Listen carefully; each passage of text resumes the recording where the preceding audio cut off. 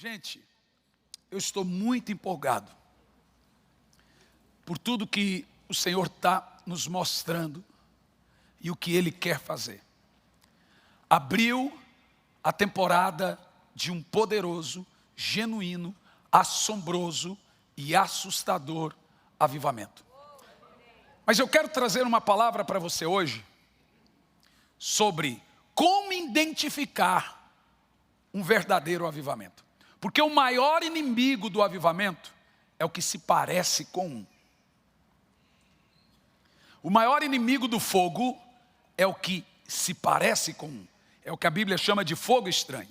Então eu faço uma pergunta, preste muita atenção. Como você sabe que estaremos ou estamos de fato dentro de um poderoso avivamento? Porque tudo hoje leva nome de avivamento. Tudo hoje chama avivamento. Todo mundo põe nome em qualquer coisa de avivamento. Como você sabe que é um avivamento? Qual é o nosso balizador de poder de Deus?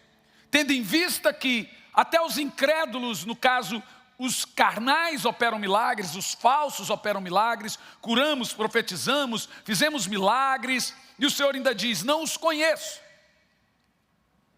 O apóstolo Paulo também diz que os dons são irrevogáveis. E como então identificar um mover genuíno? Essa é uma pergunta que eu fiz a Deus nas minhas madrugadas. E eu falei, Senhor, o Senhor precisa me dizer. Porque, irmão, é uma linha muito tênue. Saber o que é um verdadeiro avivamento. Você pode estar em algo falso, mas só porque vê milagres, vê pessoas pulando, chorando e etc. O nosso balizador de sobrenatural, escute bem, o nosso balizador de avivamento sempre será a palavra de Deus. A Bíblia tem padrões de avivamento. E ela não vai mudar esses padrões de avivamento, senhoras e senhores. Presta atenção. Se você analisar Atos 2, Atos 8 e Atos 14, são 3 avivamentos no Novo Testamento. Você tem Atos 2, você tem Atos 8 em Samaria, você tem Atos 14 em Éfeso. Ali você tem um padrão de mover de Deus. Atos 2 você tem todos os profetismos, manifestações de dons. Atos 8, Filipe, o diácono, opera milagres, os demônios saem aos gritos. Imagina o peteco no mesmo culto em que alguém é cheio do Espírito Santo, o demônio sai. E gritando, diz ainda o texto, Atos 8, versículo 5. Lá em Atos 14 você vê que Deus, pelas mãos de Paulo, fazia tantos milagres, prodígios, maravilhas, de sorte que as roupas que levavam o seu corpo curavam os enfermos.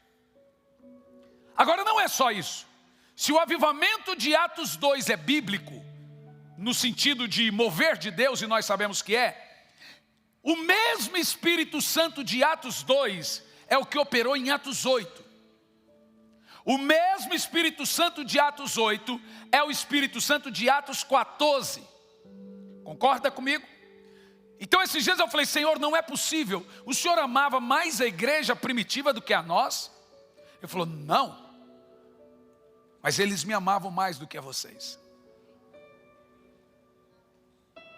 Então às vezes nós queremos o mover da igreja primitiva sem a paixão dela.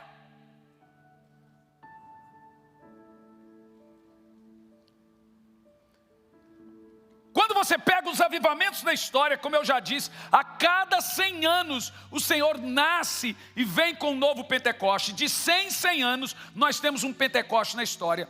E não é só isso, uma pandemia de 100 em 100 anos, uma guerra de 100 em 100 anos e um grande avivamento de 100 em 100 anos. E qual é esse motivo? Porque toda geração tem que viver um Pentecoste, senão ela se perde. Então você pega historicamente todos os avivamentos, todos os genuínos avivamentos que perduraram. Não estou falando de uma coisa que dura ali um mês, 2 meses, 3 anos, 2 anos. Estou falando de uma coisa que dura 50 anos, 70 anos, que é fruto de algo muito genuíno. Todos eles têm as mesmas características. Todos. O avivamento wesleyano, por exemplo, John Wesley, estamos aqui numa igreja wesleyana. Se você não sabe, pastor Luciano, que ele mais admira a gente até brinca, ele é o John Wesley de nosso tempo. Não é isso, pastor Luizinho? O avivamento de John Wesley, para você ter uma ideia, em 1720, de cada 10 casas na Inglaterra, 7 eram um prostíbulo. Todas as igrejas fecharam. E olha, ali juntou a pandemia e a guerra junto. Napoleão tentando invadir a ilha. Não tinha uma igreja aberta. Deus levantou 3 jovens dentro da universidade. E não foi com ideologia, brigando, discutindo e etc. o pau quebrando, não. Eles começaram a orar. E de forma jocosa, chamaram eles de Clubinho Santo ali. E dali surgiu 8.000 casas de oração. O que eles queriam? Orar pela nação. 8.000. Napoleão não conseguiu entrar na ilha. O avivamento foi para as ruas. As pessoas tinham a peste negra. De 300.000 habitantes no Reino Unido, 100.000 morreram com a peste negra. Eles passavam por cima dos corpos para ir assistir Wesley, George Whitefield nas praças. 10, 15, 20.000 pessoas. Wesley então agora começa, depois que tem mais abertura, a andar pela Europa, viajando 50 quilômetros por dia, em cima de um cavalo. E aí ele alcança quase 3 milhões de almas para Jesus. Começou com 3 jovens, clamando ao Senhor. Eu estive lá. William Franklin Graham, Billy Graham, dobrou o joelho, onde John Wesley orava das 5 da manhã, todo dia, até as 8, 10 da manhã. Se você vai lá, o chão tem a marca do joelho dele. Eu estive lá. Billy Graham, com 22 anos, falou: Senhor, dê a mim o que o Senhor deu a John Wesley. Faz o que o Senhor fez com John Wesley. Bom, nós sabemos que Billy Graham alcançou quase 5 milhões de almas para Jesus. Eu estive lá não tem muito tempo. Dobrei o joelho na rodelinha de John Wesley. E falei: Senhor, John Wesley morreu. Eu estou aqui. Senhor, Billy Graham morreu. Eu estou vivo. Dê a mim o que o Senhor deu a Billy Graham e John Wesley. Ele disse: dê a mim o que Billy Graham e John Wesley me davam.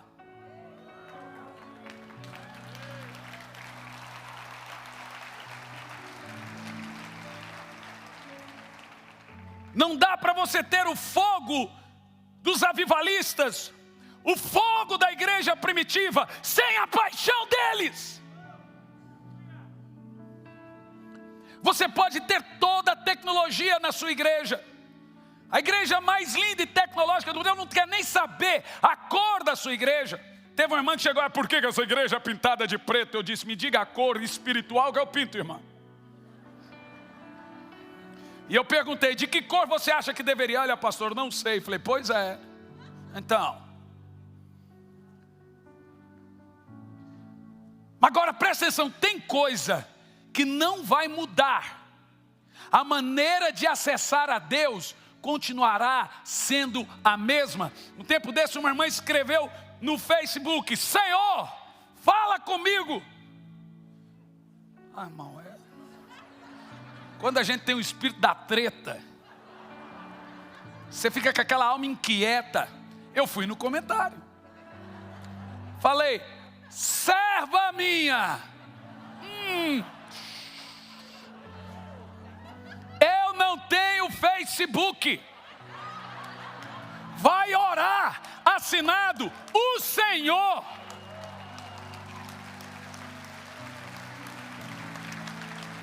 Aí a irmã pôs um emoji de bravo assim embaixo, e eu pus um de louco embaixo.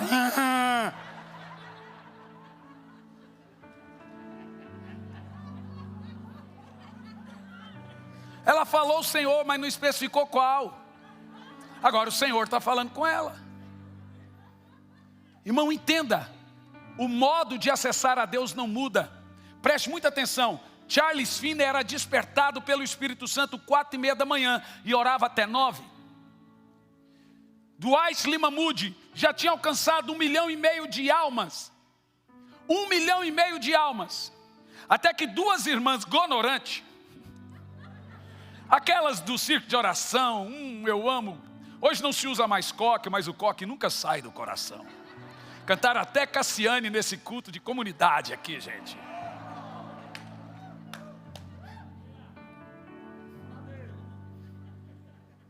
Esse dia eu cheguei numa igreja de um pastor, e a esposa dele falou assim: olha, pastor, eu não acredito muito nesses moveres seus aí, não. Eu falei, por quê? Não é porque eu estou decepcionado com esse pentecostalismo. Então, ó, não cospe, não derruba, não empurra, porque eu não caio. Eu falei assim, irmã, até o terceiro dia você vai estar igual a Belinha. Ela, kkkkk, mas não deu 2 dias. Na escola de profeta veio uma, essa de Colônia, Alemanha, uma pastora luterana. E ela pensou que era uma escola teológica e veio. No segundo dia ela estava decepcionada. E ela pediu a palavra, e eu não sabia. Ela falou assim, olha, desculpa, eu preciso dar um testemunho. Mas o testemunho dela era bravo. Eu estou desapontada. Eu pensei que eu ia ver ensino da palavra. Estava tendo, mas muita meninice. Vocês ficam falando essa língua. Eu falei assim, você não crê? Ela falou, não. Você quer o Espírito Santo? Ela disse, não. Aí eu falei, você quer o Espírito Santo? Não. Quer ou não quer? Não. Você quer ou não quer? Não. Pá, recebe. E aí agora foi 6 dias, todo mundo tirava uma casquinha dela. A hora que ela estava em pé, vinha alguém, pá. Aí no outro dia, pá. Ela não passou 6 dias deitada. Só porque ela não queria.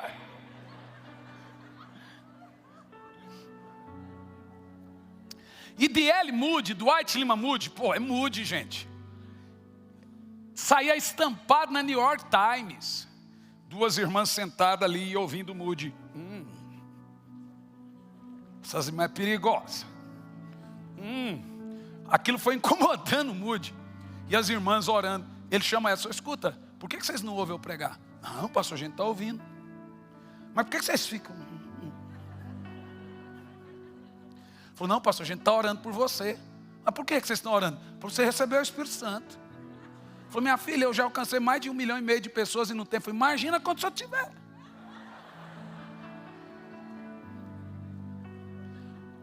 Aí ele falou assim, irmão, aquele homem ficou tão bravo com essas mulheres que mandou elas embora da igreja. Aí o Espírito Santo foi incomodando D.L. Moody. Ele mandou chamar as irmãs. Falou, olha, não que eu creia no que vocês falaram, mas por que vocês acham que eu não tenho o Espírito Santo? Não, pastor, deixa eu te explicar. Veio um teólogo e 2 gonorantes. Gonorante é uma piada de mineiro e goiano, velha. Acho que o mineiro olhou para o goiano e disse, Sô, você sabe o que significa G.O.? O goiano falou, Goiás. Não, gonorante. Aí disse que o goiano olhou para o mineiro e falou assim, Sô, e você sabe o que significa MG? Minas Gerais não, mais gonorante.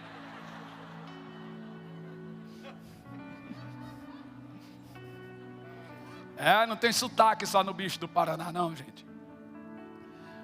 E as 2 irmãs falaram, pastor, pense, quando os discípulos receberam o Espírito Santo? Aí o teólogo, ora, a resposta que todo mundo obviamente dá, qual que é? No Pentecoste. E elas olhou para ele e falou assim, não, pastor. Não foi? Não. A Bíblia diz que muito tempo antes, Jesus soprou sobre eles e disse o quê? Recebam o Espírito Santo. Ou só acha que foi um soprinho, um ventinho? Ou eles receberam mesmo o Espírito Santo? Irmão, eu não tinha pensado nisso. O teólogo debatendo com as irmãs do círculo de oração. Daqui um pouco ela falou, pastor, pense, se eles receberam o Espírito Santo lá no sopro, o que eles receberam no Pentecoste? Ele falou, quê? Fala de novo. No Pentecoste eles receberam o Espírito Santo? Receberam. E antes? Ô irmão, onde você quer chegar? Isso debate Me explica, irmão. Pastor, é claro que você tem o Espírito Santo. É claro que você tem o poder. Você tem o Espírito na sua boca. Mas o senhor já levantou um paralítico? Não. O senhor já ressuscitou um morto? Capaz. O senhor já expulsou um demônio? Não. Pois o que receberam em Atos? Vamos ler. Ficai em Jerusalém, até que do alto sejais. Sabe, pastor, quando o poder do Espírito vier em você, se o senhor já alcançou 1,5 milhão, vai criar proporções astronômicas. Na hora deu um estalo na cabeça dele, falou assim: entendi. Ó, irmã, falar um negócio para você. Nunca mais eu subo no púlpito sem revestimento de poder. Nunca mais, eu quero esse poder. Eu preciso. Como é que recebe? Pastor, por isso que a gente está intercedendo pelo senhor, uai. Gente, ele nunca mais subiu para pregar. E agora, o povo querendo que mude, pregasse. Prega, falou: não, eu quero poder. Um dia, ele está andando no centro de Nova York. Falei: Espírito Santo, eu estou com saudade de pregar. Eu não vou pregar se o senhor não me der o poder. Eu preciso de poder, porque a minha cabeça é muito boa, a minha palavra vem do Senhor, mas eu preciso ser revestido. Eu preciso daquilo que aconteceu em Asca, que as 2 irmãs que nesse nome falou: se eu quero poder, e o poder daqui um pouco ele conta o seguinte: que uma perna começou a dizer aleluia, a outra perna começou a dizer glória a Deus, porque ele era bem gordo, então as pernas pareciam 2 anão, então aleluia, e pagava IPTU, glória a Deus, aleluia, glória a Deus, aleluia, glória a Deus, glória a Deus, aleluia, ali no chão e começa a pronto. Agora é Dwight Lyman Moody. Daí surge a primeira palavra, batismo de fogo, que explode na Rua Azusa. Agora esse homem cria proporções de alcançar 5 milhões de pessoas. D.L. Moody. Esse mesmo espírito de Atos tem que ser o mesmo de todos os tempos. Como identificar um genuíno avivamento? Acabei de citar de Wesley, de Moody, de Finney, de Evan Roberts. Em 1906, no país de Gales, o menino que ganhou 100 mil pessoas em 2 anos. Detalhe, o país inteiro tinha 100 mil habitantes. Ou do Paul Dave Young Show, que ganhou 1,5 milhão de pessoas, saiu de 500 pessoas para 1,5 milhão. Como um homem chega a esse ponto? Qual é o segredo de um genuíno e poderoso avivamento? Qual é o padrão bíblico, gente? Como nós sabemos que estamos na entrada de um avivamento bíblico genuíno, ou é só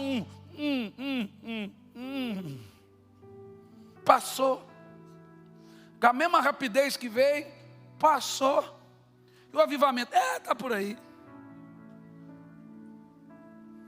Então preste atenção no que eu vou te dizer. Analisando a história, analisando a Bíblia, eu penso que encontrei o padrão. Orando pelas madrugadas. Tome nota. É diferente de assistir depois, viu? Revelação é fresca, comida boa é fresca, requentada não é a mesma coisa. Todo avivamento tem 3 coisas obrigatoriamente, e não vai mudar. Primeiro, todo avivamento tem precedência. Eu vou falar delas. Evidências e frutos. Vou dizer de novo. Tem um padrão em Deus que nunca vai mudar. Todo avivamento tem a precedência que não muda. As evidências que não mudam. E os frutos que não mudam. Eu não vou falar dos frutos, mas vou citá-los aqui. Eles são mais fáceis de compreensão. A Bíblia Sagrada deixa claro que Deus ungiu Jesus com poder e com o Espírito Santo. Por isso ele andou fazendo bem e curando a todos os oprimidos do diabo, porque Deus era com ele. Frutos é fácil. Milagres, maravilhas. As multidões iam ao deserto para serem batizadas por João. Famílias se convertendo. Catherine Kuma, quando esteve no Canadá, a fila ia do aeroporto até o estádio. Aquela multidão. Agora, essa semana chegamos na igreja, havia uma fila. Em Fortaleza, 2 semanas atrás, uma fila, gente, que cortava a rua. Então é fácil você entender os frutos. Paralíticos andam, cegos enxergam, demônios saem, pessoas são libertas, famílias se convertem, gente se batiza. Então esses são os frutos. vou me dedicar a duas coisas: precedência e evidência. Todo avivamento tem o quê? Precedência, evidência e frutos. Deixamos claro o fruto? Porque as pessoas pensam que o fruto em si é o avivamento. Não. Pode ser traços de um avivamento ou apenas manifestações de dons. E esses dons são dados até para incrédulos e sem arrependimento. Capite? Bom, mas veja, vamos falar então das precedências do avivamento, depois das evidências do avivamento. Olhe bem o que eu vou te dizer. Todo avivamento, obrigatoriamente, vai preceder, vai nascer, de acordo com a palavra de Deus, de um espírito profético. Vou dizer de novo, não há avivamento sem espírito profético. Quando a Bíblia diz que sem profecia o povo perece, é desse espírito profético que ela está falando. Todo avivamento nasce de um espírito profético. E todo avivamento tem como evidência dons proféticos. Opa, buguei, pastor. Não bugue ainda não. Deixe-me te explicar. Existe uma diferença bíblica entre ministério profético, que eu chamo de espírito profético, e dons proféticos. Demorei a entender isso. Tempo desse um jovem chegou e falou: pastor, eu estou aqui na igreja, eu sou profeta. Eu falei: não. Sou pastor. Eu falei: por que você acha que você é profeta? Porque eu revelo segredos do coração, porque Deus me mostra as coisas. Eu falei: profeta na Bíblia é consagrado, irmão. Deus mandou Elias ungir Eliseu como profeta. Samuel foi consagrado, Moisés foi consagrado. Eu falei: espera lá, o que te levou a pensar que você é profeta? Porque você tem um dom de profecia? Então vamos lá, João Batista era o maior profeta nascido de mulher. Mas você não vê, pode ser que tenha, eu até acredito, uma manifestação de dom no cara. Eu até acredito que ele tenha, mas a Bíblia não registra que ele curou. A Bíblia não registra que ele fez algum prognóstico, alguma vidência. Nós temos na Bíblia muitos profetas que não tiveram dons, ou aparentemente muitos dons, e ainda assim são profetas. E nem toda pessoa que tem dons é de fato o profeta. E nem todo profeta obrigatoriamente tem dons. Por que a palavra dons? É de onde surgiu a nossa palavra charismata, de onde surgiu a nossa palavra dons, ou para os mais arcaicos, profeteus, ou profetismos. Tudo que vem do Espírito Santo é chamado de profecias no plural. Todos os 9 dons são suas profecias. Quando você lê na Bíblia profecias no plural, é todos os dons. Profecia no singular é o ato e ofício da proclamação, da pregação. Essa é a profecia no singular. Preste muita atenção nisso. As profecias que, quando a Bíblia diz não apague o espírito desprezando as profecias, está falando de todos os dons espirituais que teologicamente falando são profeteus, ou profetismos, ou profecias no plural. Isso são dons, e eles são nossas evidências, disso que eu vou falar. Agora, a precedência é o espírito profético. Vamos colocar aqui agora, ministério, espírito profético, e vamos colocar aqui agora, dons proféticos. Como que nós sabemos disso? Põe para mim, por gentileza, Mateus capítulo 3, versículo 3, e vamos examinar criteriosamente qual é o ninho profético de um avivamento. Mateus 3, versículo 3, é uma profecia para João. Eu não sei qual tela que vai. Bom, aqui o pessoal é rápido, aqui é só por excelência. Diz assim, preste atenção, pois a João que se refere o que foi dito. De quem que nós vamos falar agora? João. Voz do que clama no deserto, preparai o caminho do Senhor e endireitai as suas veredas. Aqui nasce tudo. Quem é a voz que clama no deserto? Quem que é? Mais alto, gente? Claro que não, você não leu isso na Bíblia. Você leu que João é a voz que clama no deserto? Não, você não leu. A Bíblia não diz que João é a voz que clama. Vamos ver, Malaquias capítulo 4, versículo 5, já volto nesse texto. Pastor, eu estou lendo aqui. Não, você não está lendo isso. João não era a voz que clamava no deserto, senhoras e senhores. O espírito profético é muito mais do que você pode imaginar. Malaquias 4, versículo 5, vem a profecia. Eis que eu lhes enviarei o profeta Elias. Ué, Elias já nem estava na terra. Mas a promessa de Deus é que Elias viria no último dia, antes que venha o grande e terrível dia do Senhor. Com qual missão? Para converter o coração dos pais aos filhos e dos filhos aos pais, para que eu não fira a terra com maldição. Opa!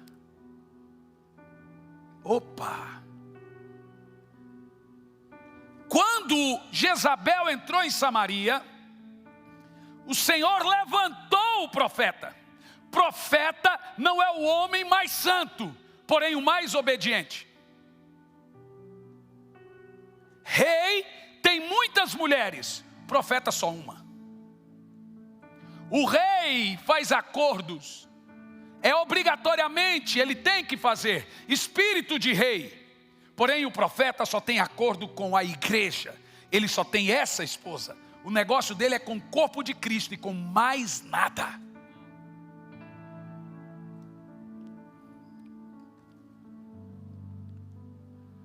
Escute isso. O Senhor levanta o profeta por causa do caos. Profeta não tem utilidade sem que ele venha trazer, ou gerir, ou iniciar um grande e poderoso avivamento. Profeta não serve sem caos. Não tem propósito existir profeta sem pecado, sem queda, sem heresia. É na hora da queda, do caos, da imoralidade que Deus levanta o espírito profético. Elias estava de boas na lagoas e o Senhor falou: Jezabel chegou, vai. Deus levantou Elias por causa de Jezabel. Só dois espíritos reconhecem um espírito profético: outro profeta e Jezabel. Jezabel reconhece profeta de longe, e profeta reconhece Jezabel de longe. Dá uma confusão dos diabos com os dois. Então quando Maria chegou perto de Isabel, as crianças, o Espírito Santo já veio, e uma gritou lá, baixou de lá, o outro falou, cadê lá? E começaram a conversar. Um falava em língua e o outro interpretava. Eu estava pregando em Vitória no Espírito Santo, e esses discípulos do pastor Eibe e do pastor Sabá brincam muito, e eles têm uma alegria do Espírito muito bacana. E eu estava pregando e falando sobre Jezabel. Isabel, daqui um pouco eu soltei um ato falho sem querer. Falei, irmão, quando Jezabel se encontrou com Maria, as duas crianças saltaram e passou. Todo mundo sabia que eu estava falando de Isabel. Mas na hora do almoço está lá o pastor Valmir, gaiadíssimo. Pastor, que avivamento querido. Esse avivamento é tão poderoso que até Jezabel se engravidou de João. Falei, o que você está falando? Ele falou, quando eu fui ver, eu falei, pastor, todo mundo entendeu, eu estava falando de Isabel. Ué. Agora veja, se eu e você temos o mesmo espírito, não pode haver confusão entre nós. Se tiver confusão, um de nós dois estamos com a serpente. Eu não disse você, eu disse um de nós dois. Porque quando se encontra dois homens ou duas mulheres de Deus com o mesmo espírito, as crianças saltam. Aí a gente fala, não deu liga, não fica a cara dele. Tem alguma coisa esquisita. Quando Jezabel entrou em Samaria, no noivado da Jeza, e Acabe, o frouxo, Elias mete o pé na porta. Pá! Profeta é um bicho que mora sozinho, briga consigo mesmo e vai embora de casa.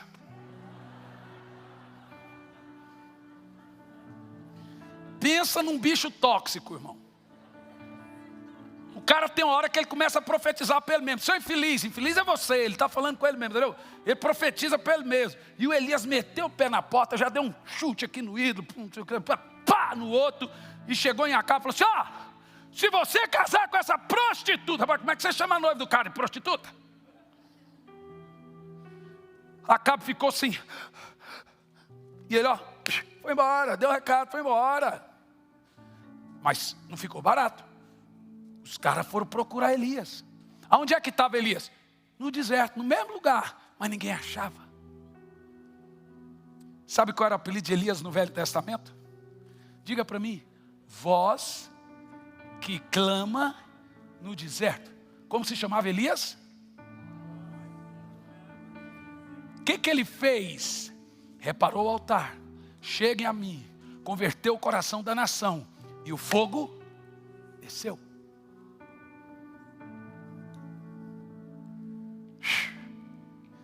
Elias estava no espírito de Elias, Pedro estava no espírito de Elias, João estava no espírito de Elias, Jesus veio no espírito de Elias. O espírito precede a pessoa. Que espírito é esse? João 16, sobre o Espírito Santo. E ele, Jesus falou, convencerá da justiça, do pecado e do juízo. Então toda vez que você lê na Bíblia Espírito de Elias, é só um outro termo para o Espírito Santo. É por causa do Espírito profético, a característica profética do Espírito Santo. O Espírito Santo tem a ver com a igreja. Ele é que convence do pecado, justiça e juízo. Ele que converte o coração dos pais aos filhos. Ele que faz a filha se arrepender para o pai, a mulher para o marido para a mulher, o amigo para outro amigo. É o mesmo Espírito de Elias. Ou tem outro que convence, que converte, que transforma? Só tem um. Agora vai a pergunta. Volta de novo Mateus 3:3, que eu vou fazer outra pergunta para você. Se João não é a voz que clama, quem é a voz que clama? Leia de novo. Você entendeu que João é a voz que clama? Você não leu isso. Vamos ler? Bem parafraseado, de forma revelada. Pois é a João que se refere o que foi dito por meio do profeta Isaías. Agora leia. Voz daquele que clama no deserto.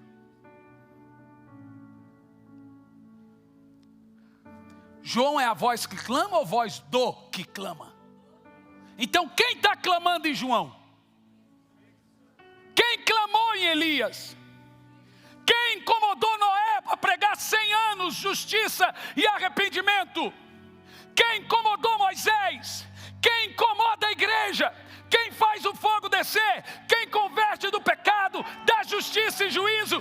De quem é a voz? Ei, segura aí. De quem é a voz que ainda clama na sua casa? Pode ser que na sua casa todo mundo é frio, mas um lá está clamando. Alguém está clamando. Tem alguém orando escondido. Tem alguém chorando escondido. Tem alguém sofrendo escondido. Porque o Espírito Santo não fica sem voz. Ele ainda clama. E há uma voz clamando nesse tempo. Há uma voz. Ele está bradando. Eu vou dar um novo Pentecoste. Eu vou trazer de novo fogo. Eu te pergunto, quem é o Noé da sua casa? Sem esse espírito profético, não vai haver nenhum avivamento. Não tem avivamento sem que alguém esteja tomado do espírito convertedor, tomado do espírito. Então Deus falou: Ezequiel, vem cá. Eu procurei alguém que estivesse na brecha, orando pela nação, para que a nação não fosse destruída. Mas como ninguém encontrei, a nação foi destruída, viu? Não tinha voz profética. Sodoma e Gomorra não tinha voz profética. Sem voz profética, perdemos uma nação inteira. Irmão, eu estou em crise. Eu estou em crise. Agora nos Estados Unidos, 2 meninas foram pegas no banheiro, uma de 11, uma de 12, beijando. Aí a menina, como foi pega, tentou se matar. foi para o hospital psiquiátrico. Estava em Brasília, uma menina de 13 anos meteu o pé na porta, sentou e mostrou que tinha tentado suicídio 3 vezes. A promessa de Deus não é que nossos filhos seriam drogados. A promessa de Deus não é que nossos filhos seriam viciados, rebeldes, revoltados, blasfemadores.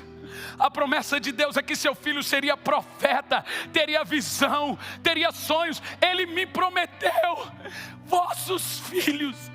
Ele me disse isso, está na palavra. Eu vou fazer dessa geração profetas, meu filho. Eles terão sonhos, visões. Eles irão abrir a boca e vai sair fogo da boca deles. É essa a promessa. Eu não aceito o diabo perverter uma geração de profetas.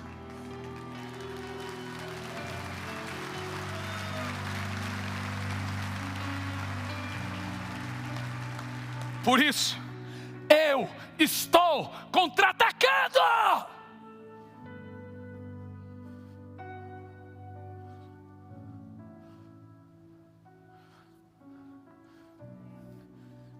Quantos profetas tinham na época de Elias? 7.000. Mas cadê os caras? A Bíblia nem fala dos caras. O coitado de Elias surtado, sozinho. E os 7.000? Comendo, escondido. Não vai ter avivamento se você não botar a cara. Se você não for a voz. Se você não for para aquele quartinho. Se você não correr para o seu quarto e orar. E abrir a boca até sair fogo. Cuspir fogo. E o fogo descer do céu. Aí a prostituição sai daquela casa. Aí o vício sai daquela casa. Aí o demônio sai daquela casa. Porque onde tem voz profética, a serpente corre diante do rugido do leão.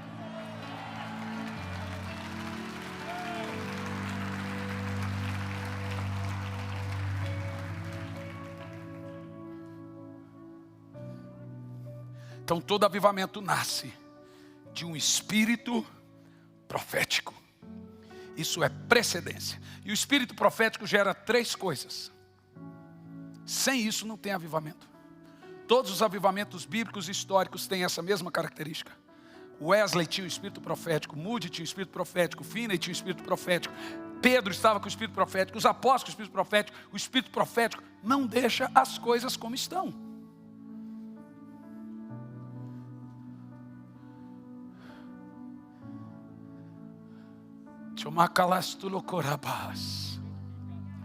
Esse é o nosso jogo. O pior momento do mundo sempre é o melhor momento da igreja. Da uva amassada se faz vinho. Do trigo amassado se faz pão. Da azeitona amassada se faz azeite. O diabo exalta para abater depois. O Senhor abate para exaltar depois. O avivamento vem depois do abatimento. Preste atenção. A igreja é toda a resposta do caos. Ela ainda é a voz profética. É dela que sai o fogo de Deus. Eu disse para um pastor, eu estou não sei o que no ministério. E está demais, né? Falei, meu amigo, você acha que nós fomos treinados para que tempo? Esse é o nosso campo. Ei, igreja, esse é o nosso jogo, é o jogo que sabemos jogar. Nós fomos treinados para o caos. Nós fomos treinados para levantar os desvalados. Nós fomos treinados para pós-guerra. Nós fomos treinados para pós-pandemia. Nós fomos treinados para pós-depressão. Nós fomos treinados para levantar paralíticos. Nós fomos treinados para a dor. Esse é o jogo da igreja. O que você pensa que é? Deus te levantou é para esse tempo. É para esse momento. Ei, Noé. Ei, Paulo. Ei, Moody. Ei, Wesley. Você é o Paulo dessa época. Você acha que ele vai usar quem? É a sua boca.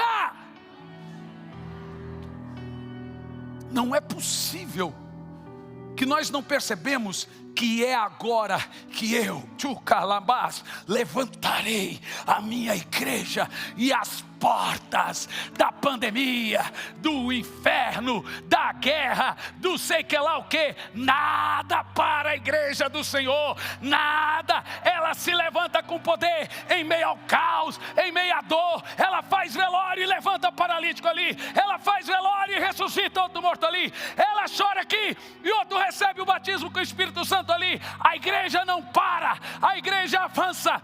Ela é a voz do Senhor.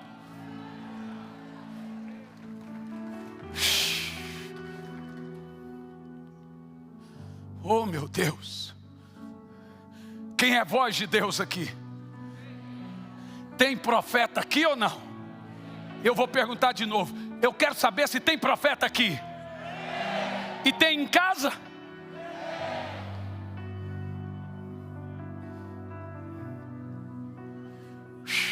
Pode orar em língua, irmão. Aqui não para o Brega Deves, não. Aqui é do The Fly.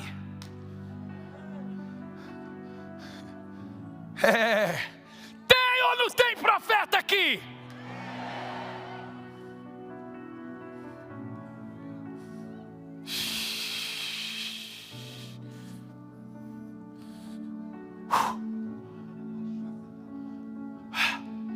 Deixa eu te contar um negócio. O ministério profético, ele gera 3 coisas. Eu vou falar rápido, você anota e não esquece mais. Arrependimento, santidade e vida de oração. O povo se arrepende, gera um mover de santidade, e eles voltam para o Senhor, como Joel 2, a partir do 12. Converte-se em oração, choros, e há um espírito de oração na igreja, quando tem voz profética. Não há avivamento sem arrependimento, irmão. Para com isso. Você quer saber se o avivamento é genuíno? Vê se está tendo mudança de vida. Esse povo está melhorando ou piorando? Eu até não gosto da palavra hipergraça, porque a graça é hiper mesmo. Eu prefiro a palavra barata. Uma pessoa que foi mendigo como eu, que morou dentro de uma caixa de papelão na cidade do Gama, no Distrito Federal.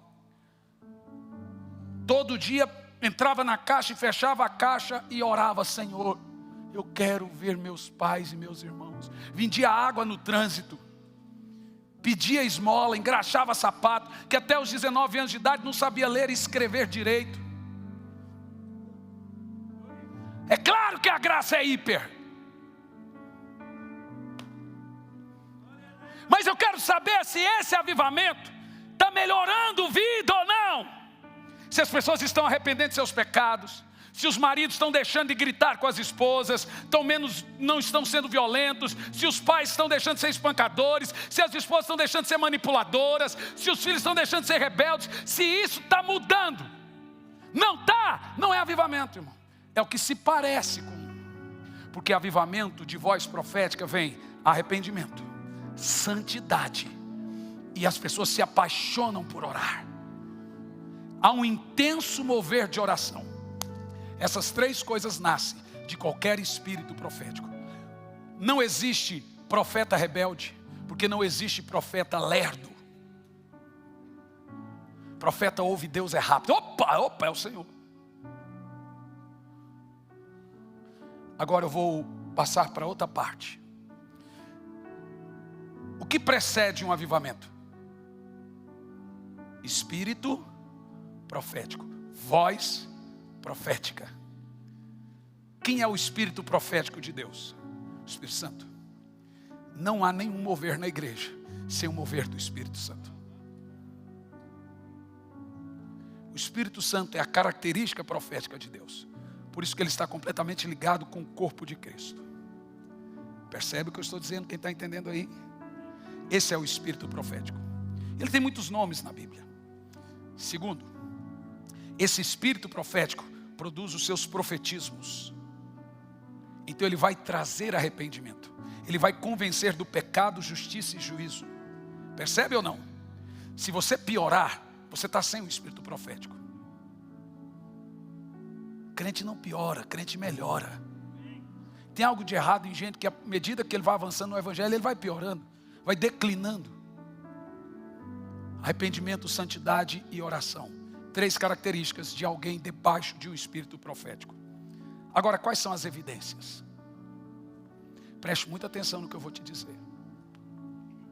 Eu não conheço avivamento que não teve manifestações, evidências de dons, que eu chamo agora de dons proféticos. E isso é diferente da voz profética. Espero que você tenha me entendido. Quando Paulo diz a Timóteo, 2 de Paulo, Timóteo capítulo 4, versículo 2, pregue a palavra pregar ali é, seja uma voz, arauto, significa, não mude nunca a palavra. É a diferença de querigma e queruxo. Queruxo é, dê uma notícia, querigma, uma boa notícia. Queruxo é, doa onde doer, vai lá e entrega o recado. É pregar. A voz profética sai. Depois ela pergunta se doeu. Se você não topar o diabo quando você estiver indo, é porque você está andando lado a lado com ele.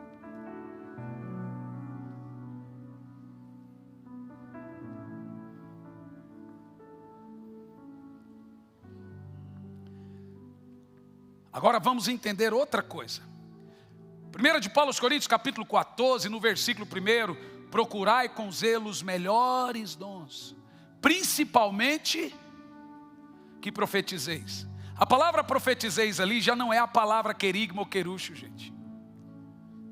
Não é, não está ligada ao ministério profético de 2 de Paulo a Timóteo 4 e 2. A palavra profetizeis ali é profeteus. E sabe o que significa? Prescrutar corações, revelar segredos do coração. Sabe o que significa ali? Aquela palavra, vidência, dons proféticos.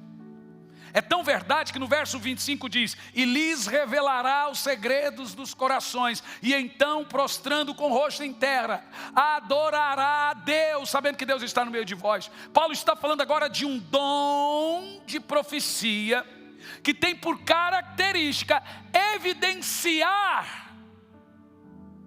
Te explico. Estava Jean e eu, vindo de São Luís do Maranhão, olha que coisa poderosa. E essas coisas às vezes acontecem. Passamos Brasília, Curitiba, dentro do avião, entrou uma comitiva, um grupo. Bom, não está sendo transmitido, se for vocês cortam essa parte, porque o que eu vou falar é um grupo de travestis. E a hora que eles entraram, o Senhor me mostrou a vida inteira deles, até o nome da pessoa. Eu falei, Jean, vai dar um B.O. aqui, não vou. Ele falou, o que foi, pai? Ó, Deus me mostrou que essa pessoa... Ah, nem, pai, o que você vai fazer? Cara, ó que o avião começar, eu vou desenrolar o pergaminho aqui. Você não vai fazer isso, pai? Ah, filho, ó, Deus mandou. Ai, meu Deus. Aí o Jean já foi para o banco de trás. Ficou do lado. A hora que o avião foi... Aí o turminha sentou tudo do meu lado. E dormiram. Falei, e aí, Espírito Santo? Falou, acorda. Falei, acorda como? Com o nome. Que nome? Nicole! A pessoa acordou. Você me conhece? Eu falei assim, você não, mas eu conheço tudo de você. Ele falou, mas o que você é? Eu falei, um vidente. Ah, é igualzinho o Chico Xavier, eu falei para ela. Ela falou, ah, eu gosto. Eu falei, então você pode me escutar? Eu falei, ah, agora eu posso ver. Falou, ó, você sabia que na Bíblia está assim, ó, e lhes revelará os segredos do coração. Quando os segredos do coração são revelados, eles sabem que Deus está no meio de vós. Eu falei, então Deus me mostrou a sua vida toda. E eu vou falar, você foi estuprada por 3 vezes. O nome do seu pai era esse. E etc, etc. Por você não foi, não deu, foi quanto tempo? 3 minutos. Aí veio a comissária, está tudo bem. E assim, e tal. Falei, e agora? Pois você também saiu da igreja, pois você também, e etc. Culpou a mãe, culpou não sei o que, tal. Não deu 3 minutos. Falei, agora, você quer entregar a sua vida a Jesus? Eu quero. Entregou a vida a Jesus. Eu peguei e voltei para o meu lugar.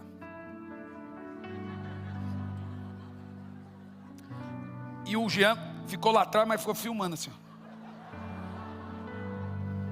Aí o resto, ele me contou. Aí eu peguei, pus o fone de novo e fui dormir. Ele falou, pai do céu. Aí eu fui ver no vídeo.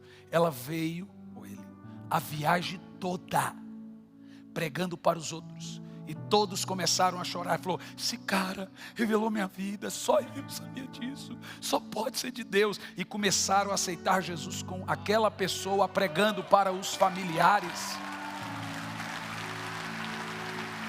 Olha você, veja, a samaritana teve os segredos do seu coração revelado, e Jesus falou no nome de marido que tinha feito, e aquele fez isso para você, e aquele outro, lembra aquele também? Ah, aquele também. E ela saiu: uau, está vendo, esse Jesus é profeta, ele revelou todo o meu coração. E ela foi pregar.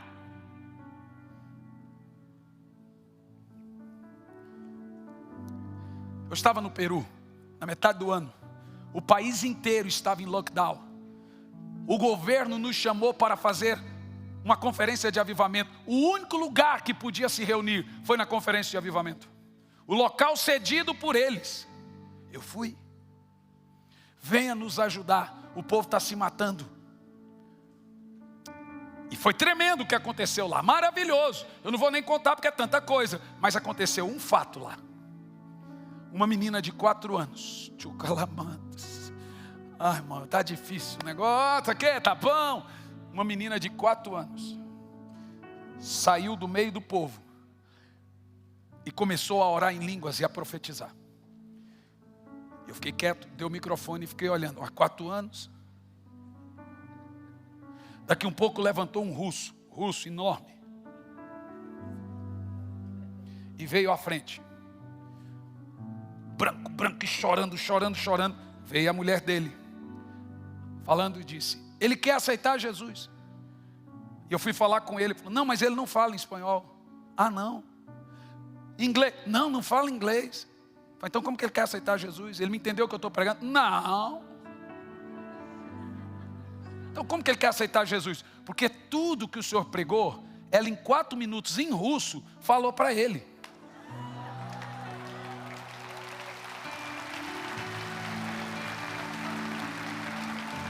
O quê? Mas peraí. Ela não está falando em russo. Está sim. Falei: gente, ela está falando em russo? Não, ela está orando em línguas. Mas o Espírito Santo entrou dentro da cabeça do russo e pôs o russo dentro da cabeça dele. Tudo que eu estava pregando, ela estava dizendo para ele. E agora ele...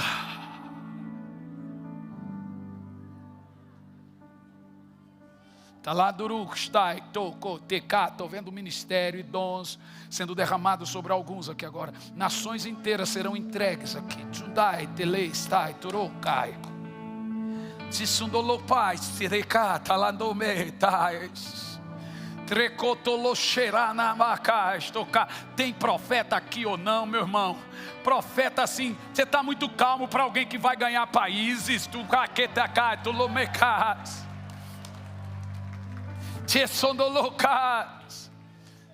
Estava em Miami, um camarada veio, então eu não costumava orar em línguas no púlpito. O Espírito Santo falou assim: ore, porque quando você ora em línguas, para uns eu revelo uma cura, eu interpreto uma palavra, interpreto o segredo do coração, para outros a vida dele é aleatório. Vocês falam uma coisa, eu interpreto outra. Então eu passei a ter o costume: irmãos, vamos orar em línguas 3, 4 minutos. E eu fico ali, orar em línguas. Fui pregar em Miami. Era um evento gigante. Daqui um pouco vem um pastor com a sua esposa e um casal de discípulos. Eles são responsáveis por mais de 100 e tal igrejas em Filipinas e aquele maior país muçulmano do mundo, Indonésia. E esse pastor terminou o culto, veio falando comigo. E aí veio o intérprete dizendo: olha, eu estava zapeando na internet e pau, caiu o meu vídeo ali. E eu estou orando em línguas. E no vídeo estava assim: Cris, vai até Miami. Se encontrar com o pastor Hernani, porque eu tenho uma obra sobrenatural para fazer. Ele comprou a passagem e saiu e foi para Miami. E ela falou: olha aqui, pastor, o senhor está falando no meu idioma. Eu falei assim: não. Tá. E falou para a esposa: ela não é, ela é. Mas eu temo até hoje que não era. Mas ele até hoje, ele vê aquilo e fala: estou vendo, estou falando aqui, ó. Irmão, uma menina no colo do pai. de quase 4 ou talvez 4. Na metade do culto estava dormindo, igual a minha filha está ali dormindo no colo da minha esposa. A menina acordou orando em língua. Eu tomei um susto. A mãe começou a chorar. Aquilo não era normal. Falei, por quê? O que se passa? Falou, a minha filha até agora nunca falou. Falei, como assim? Ela era autista. A partir daquele momento ela passou a falar, porque o poder do Espírito Santo veio na boca dela, e ela acordou orando em línguas. No mesmo culto, escute isso, no mesmo culto, uma senhora de 89 anos, sentada na cadeira, começou a levantar as pernas assim, passou no boteco do seu Joel e tomou a goropa do céu. Pensa numa mulher chapada. E levantava e dançava. Vino nuevo do fuerte.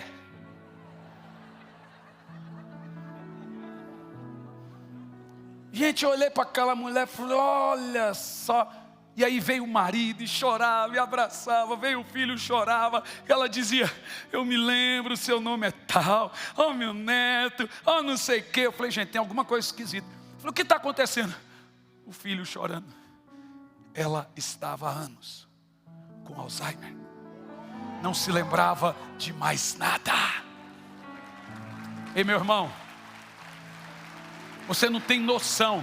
Os dons proféticos não são brincadeira. Pelo amor de Deus, eu não vivo sem isso. Eu nunca mais quero subir com essa coisa tão grave, tão séria, que são as manifestações proféticas, que alavanca e chancela todo avivamento.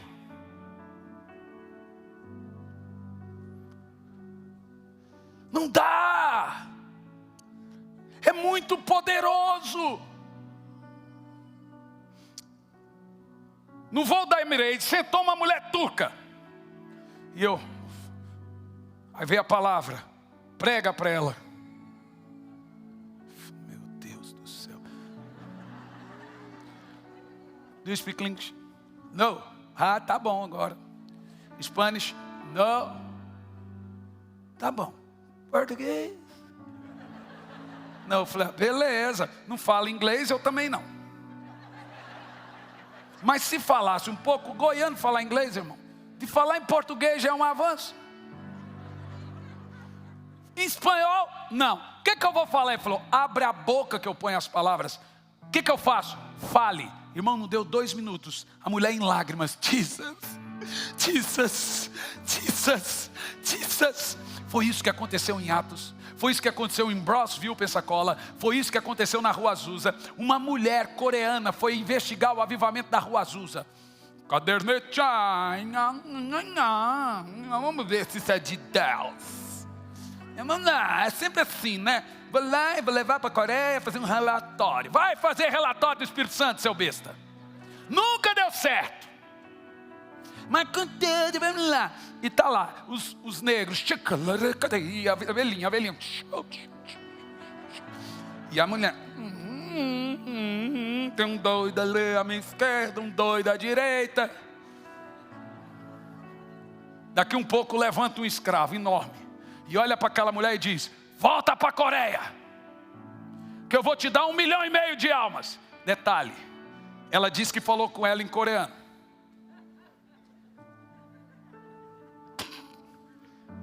Mas o cara orou em línguas e ela entendeu coreano. Ela volta para a Coreia. Na metade da vida ela não tinha ganho uma alma. Pensa numa profecia furada. Já velhinha, ela, Espírito Santo, não por nada não. Mas o Senhor mandou eu vim. Eu creio no sobrenatural, mas ganhar 1,5 milhão de almas aí, no máximo 5 anos. O senhor sabe, quando o senhor disse haja luz, eu estava lá trocando o soquete. A mulher foi diaconisa na Arca de Noé, gente.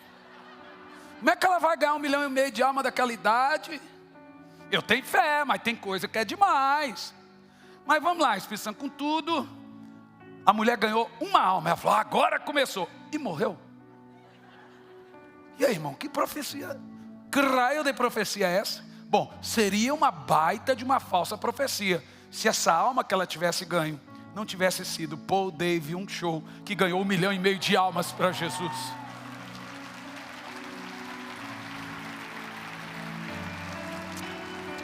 Em 1906, vai 2 pastores suecos também investigar o avivamento da Rua Azusa. Os caras falaram, vamos lá. Lá mendigo orando em línguas. Teve um dia que o Espírito Santo desceu, que o corpo de bombeiro foi 18 vezes para apagar o fogo. Porque os vizinhos viam a casa, a igreja pegando fogo, e chegava lá. O penúltimo grupo desses 18 chegou lá para apagar o fogo, caiu tudo. Aí, meu irmão, era uma loucura. Mendigo, chegava no restaurante, os caras... Bom, vai lá 2 pastores suecos, vamos investigar essa loucura. Cadê Netinha? Ficou lá uma semana, falou assim, ó, Daniel, vamos embora que só tem louco aqui. Já tem tudo desse tamanho o relatório. Tudo que a gente precisa está aqui. Louco, maluco. Que língua doido, maluco, drogado, sei que, vamos embora. As piores coisas eles escreveram no diário. Na noite que precedia a viagem de barco deles, Gunavir, perto das 3 da manhã, está no livro chamado Diário de Gunavir. Você não vai achar isso no Google não, viu, irmão? Coisa velha. Que um pouco perto das 3 da manhã, Daniel acorda. E olha, o cara está na cama assim, ó.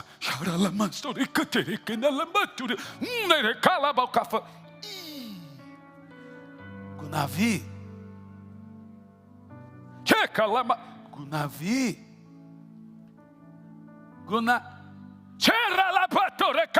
Os dois. Agora os dois no quarto, 3 da manhã, profetizando. Pronto. Não prestaram mais. No outro dia eles vão para o William Seymour e falam assim, ô irmão Seymour, gente, ir embora. Aí o coitadinho do William Seymour disse, não vão mais não? Pois é, então. O que aconteceu? É que esse Espírito Santo aí, então checa, o quê? A gente recebeu o quê? Espírito Santo. O quê? Santo. Que? Santo. Recebeu quem? O Espírito Santo. Tá brincando? Pastor. E agora? Não, agora a gente vai ficar aqui um pouco. 24 horas de culto. Morto ressuscitando, paralítico andando, gente aceitando Jesus, pecador se arrependendo, coisa de doido. Quando deu 1919, um homem enorme levanta, ex-escravos dos algodões, e fala assim, vão para Belém do Pará, que eu tenho 30 milhões de almas para vocês. Eles entram no barco e rumam para Belém. Detalhe, essa era a época do ciclo da borracha. Todo mundo estava no Pará nessa época.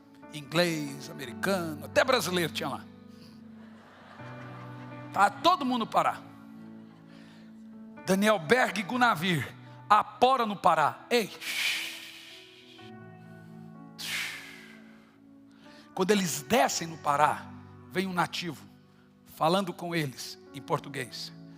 Gunavir olha para Daniel e fala assim, Daniel, você está vendo o que esse cara está falando? Falou, o quê? A mesma língua da Rua Azusa. É mesmo? Gente, a vida toda, a língua que eles ouviram na Rua Azusa foi português. Naquela época, todas as igrejas não falavam em português. Metodistas só inglês, presbiteriana só francês, católica só latim.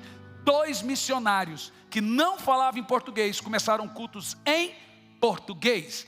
Em toda a época deles na Rua Azusa, o Espírito Santo interpretou toda a evidência em português para ele. Veja, a evidência profética vai te inclinar na terra, no dia, no momento, no ministério. Todo o seu chamado é inclinado. Você é atraído pela evidência profética para o seu chamado.